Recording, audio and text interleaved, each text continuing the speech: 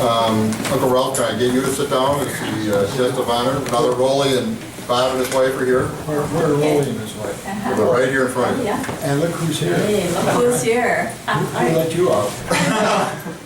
Can you have a seat, Uncle Ralph? And then Nancy and Mary will arrive shortly, so maybe ought to get started. Right here, yes, yes. Another celebration, it's wonderful. I'm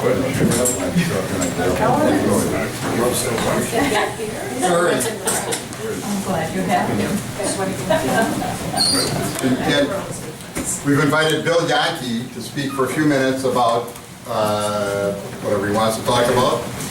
Thank you for the honor of being allowed to speak to you tonight. I mean, it's a thrill to have such an important family here at the Octagon House. The Gaeblers have such a long history in connection with not only the Historical Society, but with Watertown's history as well itself. In reading through that extraordinarily wonderful document, the Gaebler Museum, I was amazed to realize that they were descendants of the Blumenfeld family, who were David Blumenfeld, the editor of the Watertown Weltbürger, our German language newspaper here, and of course Ralph Blumenfeld, who was the editor of the London Daily Express. And not only that, but the Wiggenhorn family, who were our pioneer cigar makers and hotel keepers. So this was an incredibly wonderful thing to be honored by allowing me to speak before you. I know that you're on a schedule, so I will keep my speech brief. What I wanted to do was basically relate a little bit of the formation of the Historical Society and Hans Gaebler's contribution. And when I say contribution, I really shouldn't leave it at that, because in reality, Hans Gaebler was very likely the founder of our Watertown Historical Society. I need not tell you about Hans Gaebler, because those of you that grew up with him, of course, knew all about him, and anyone else can read his reminiscences. He was a fascinating gentleman, and I would love to have met him, because I have no doubt he could have schooled me and everyone else in chapter and verse on anything that happened here in the city. He was a school teacher, a law librarian, an astronomer. He was a traveler. He was a soldier. He was a pioneer aviator. It was just amazing to read of his exploits. And not only that, but his exploits of his ancestors, such as Emil Gaebler, who was our pioneer melodeon and organ maker here in Watertown on North 4th Street. And he also, of course, was the founder of the Concordia Opera Society.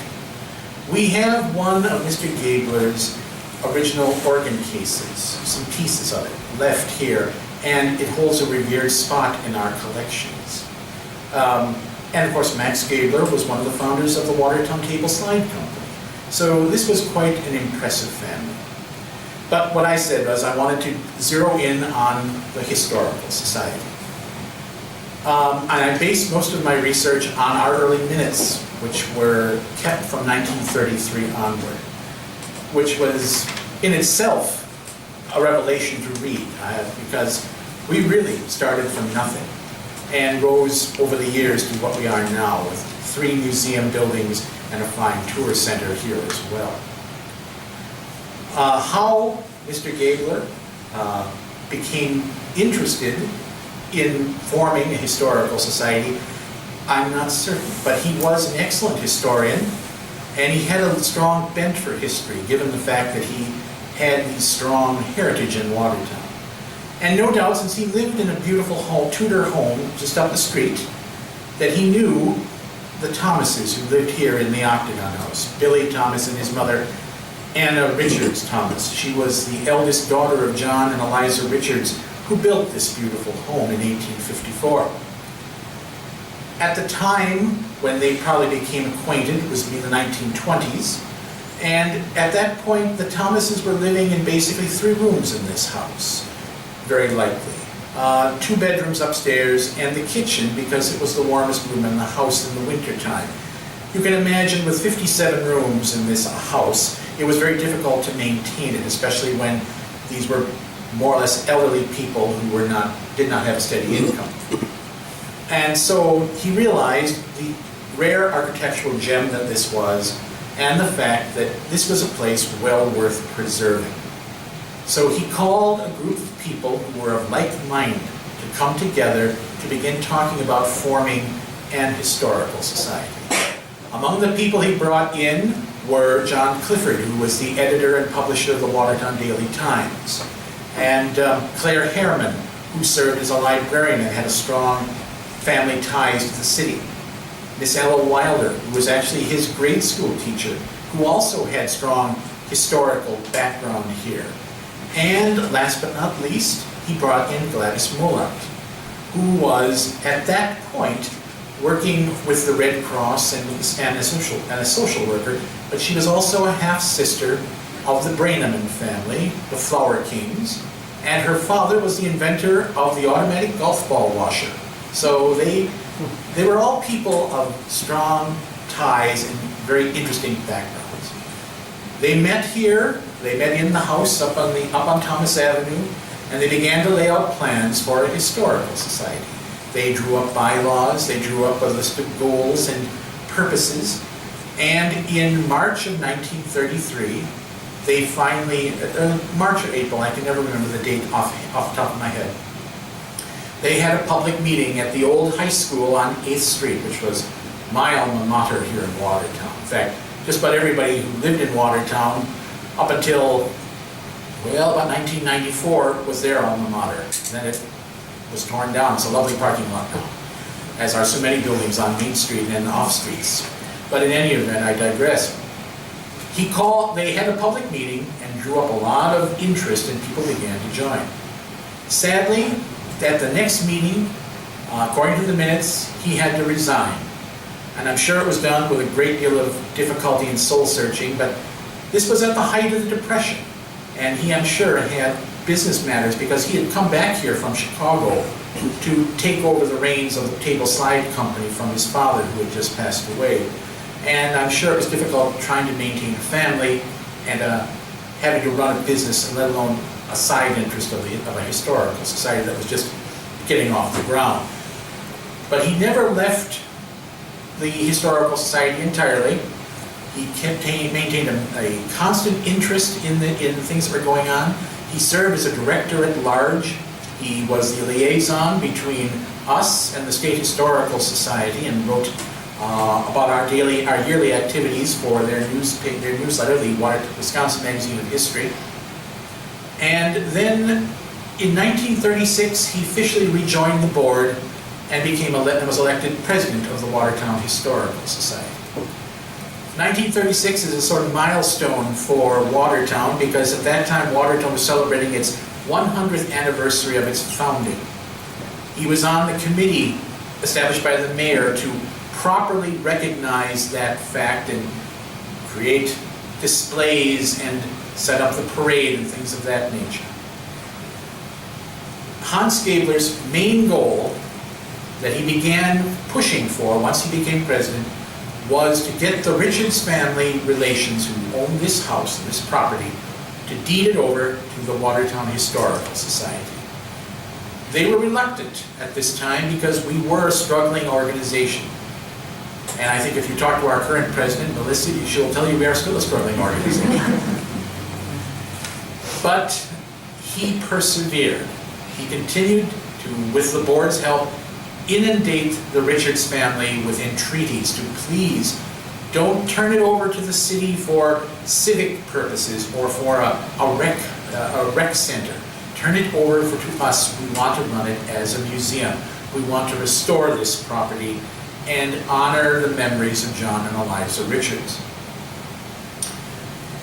It took until 1937 and the death of Billy Thomas, who was the last relative to live here in the house itself, before the family finally made up its mind to deed the property over to us.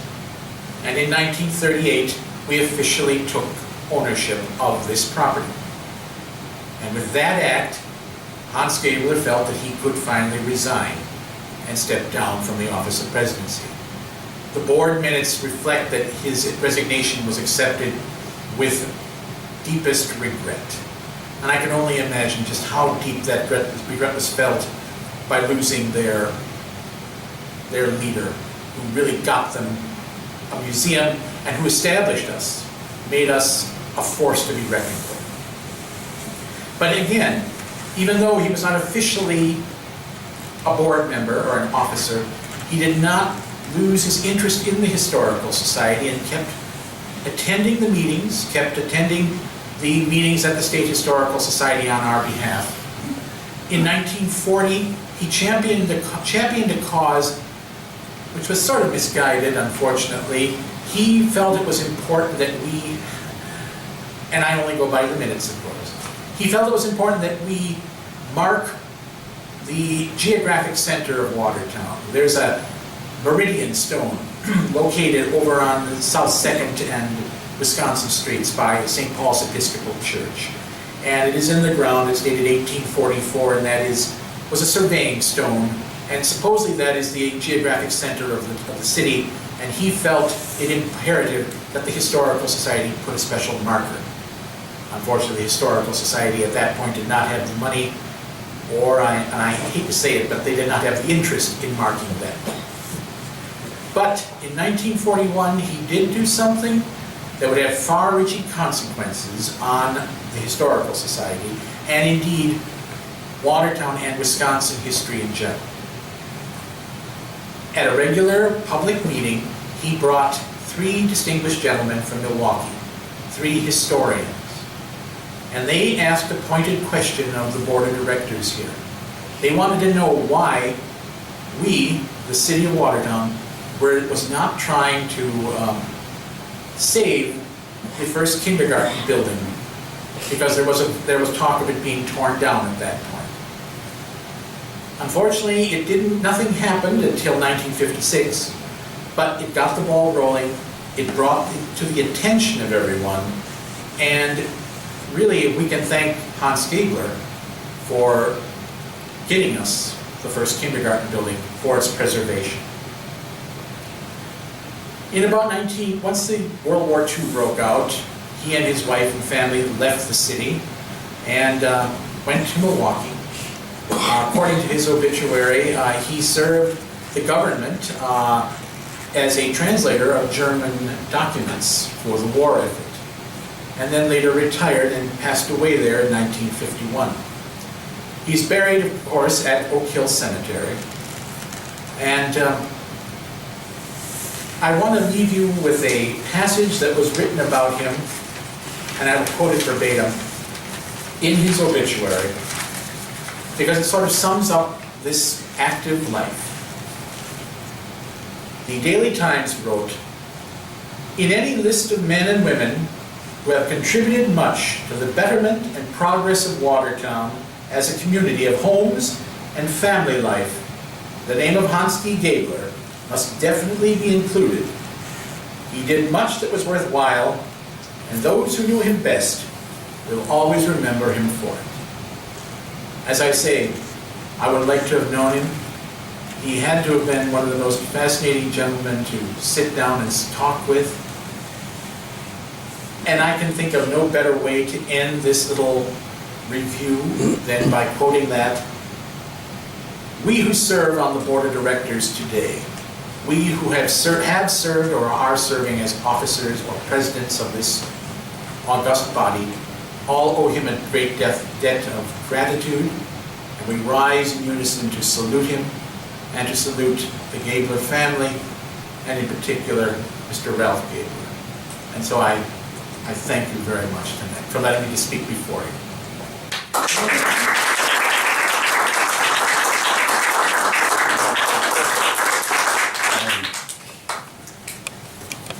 Of us, only David knew, remembers that vague memory of meeting my grandfather once, I think. But he in fact died the evening before my older sister was born. Mary will be arriving here shortly, I hope. So none of us really had the chance to know him, unfortunately. But thank you for your thoughtful and generous remarks, and thank you, Auntie Gladys, for doing so much for so long to secure the foundation and advance the vision of the Watertown Historical Society. And thank you, Melissa, and the other board members who work with such dedication to ensure the future of the Watertown Historical Society. My grandfather would be pleased to see what has grown from the germ planted, so to speak, in that living room on Thomas Avenue now so many years ago, to know that the cause is in able hands being carefully tended. And most importantly, thank you, Uncle Ralph, for being here this evening. When I called recently about lunch and you answered, I think in jest, by saying, I thought I asked you to stop calling this number, I began to wonder whether you would be a willing participant here this evening. Bachelor uncles are a wonderful institution. Everybody should have one. What is a male analog of the fairy godmother? I don't know, but that's what Uncle Ralph was for all of us when we were young children. Generous gifts and enchanted outings. Uncle Ralph always had a fleet of astonishing cars and even more extraordinary friends. Ed Reedy, Tom Larkin, Jerry Pendergast, Val Kaiser, Freddie Brigantini, the Great Healer, Jimmy Arani. And then there were the various character actors playing more minor roles around the edges. Stan Landis, Cracker Keatman, Cecil Sprewell, Annie, and Butchie the dog, who Uncle Ralph always hated unbeknownst to Annie. With Uncle Ralph in Chicago, it was visit the Museum of Science and Industry. In Milwaukee, it was move cars around between various garages in clandestine, quasi-legal parking places and go to Webb's or similar venues to eat with Uncle Ralph and his buddies. Uncle Ralph likely shuddered, or at least shivered, each time my father called to suggest another visit by a nephew or niece, but Uncle Ralph was always a gracious host.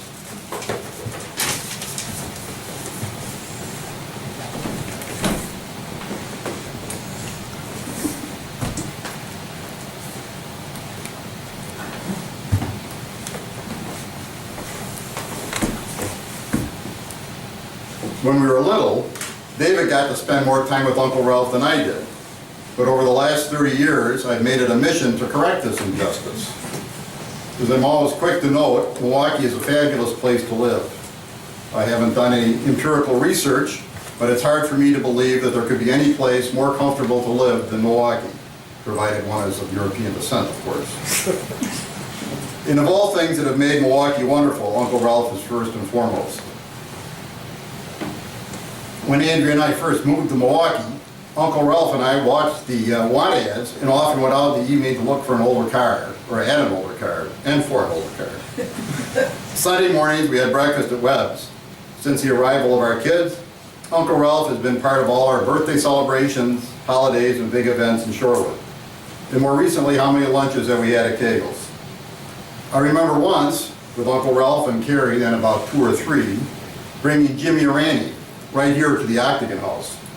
Then we stopped for lunch at Virginia's, the large Jimmy Arani squeezing into the smallish house. Virginia confusingly putting dishes on and pulling dishes off the table, a blizzard of stops and starts, until Jimmy, in his rather imperial manner, beckoned her to sit and be still, which for once she actually did. Rolly has sometimes said, or told me, that Uncle Ralph is fortunate that we live in Milwaukee. I'm not sure that Uncle Ralph really feels exactly that way. But I am sure that my siblings and I were fortunate as children to have Uncle Ralph in our lives. And I know we Shorewoodians have been fortunate that Uncle Ralph has been part of our family in Milwaukee. Uncle Ralph likes to tell stories about his great uncle, Uncle Arthur. Arthur Gaebler, born in 1872, a witty provocateur and inveterate needler of his older sister, Aunt Sophie. According to Uncle Ralph, my grandfather characterized his uncle, that is Uncle Arthur, as a case of arrested adolescence. Perhaps that's so, but Uncle Ralph still relished his great uncle's visits to Milwaukee, to Watertown. I fancy that 50 or 60 years from now, Carrie, Carl, and Hans will be telling young Gaebler somewhere about their great uncle, a man who surveyed the world from his own, sometimes peculiarly personal perch, and who was so often ready with a pithy, amusing observation. Anyway, as you all know, our uncle was born in 1926. So he approaches a certain milestone, which although it is to remain unmentioned, we don't want to let pass unacknowledged. Hence our gathering here this evening. Now would be an opportune time to drink Uncle Ralph's good health and prosperity. To that end, I invite all to step to the bar, grab a glass, and I cede the floor to my brother David. She was very proud.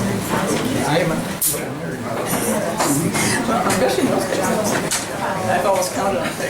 Clearly there's some genetic material here from Aunt Sophie. And I always thought, well, you know, people talk about having Aunt Sophie did all right. She was pretty healthy.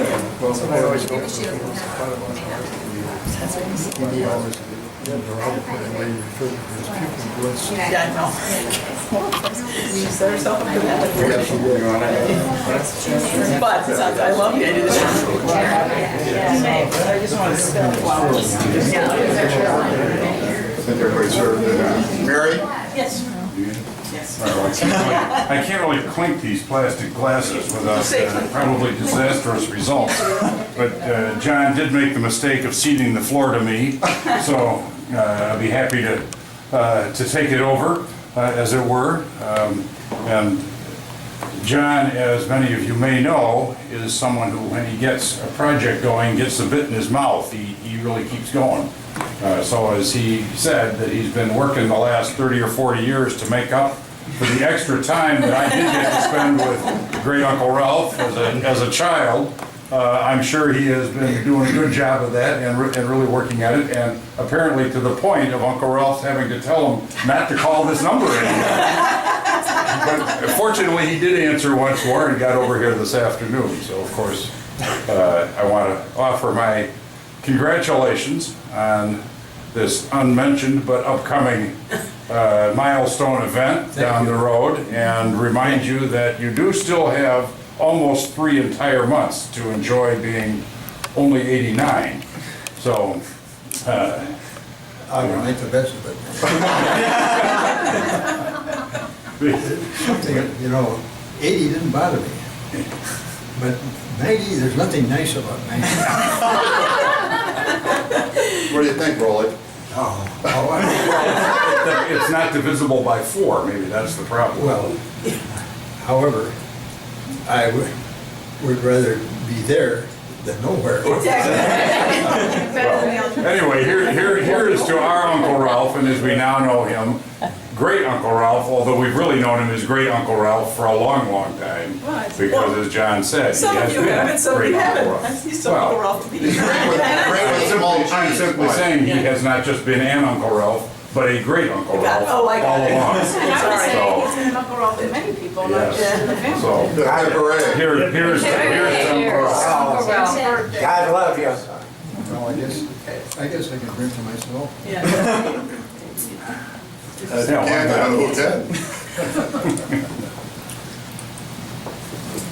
did you do? Here we saw the cemetery. So I hope you know. I always said the last David has his memory, when we come over to visit Uncle Ralph when we were little, we'd be driving around Milwaukee with him, and he'd send a pull up to the curb. It's all right, get out, we're getting this guy. Like, no explanation, or, you know, forewarning, and, And do you continue with that? I did for a while.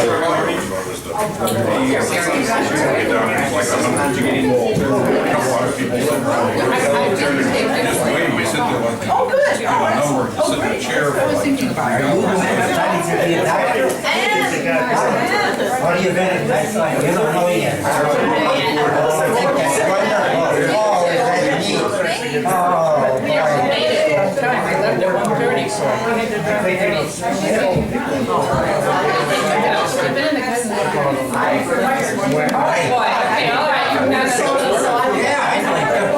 But I'm not sure where they went. It's right behind you. It's going that way. You can. Are you going on the tour? I am.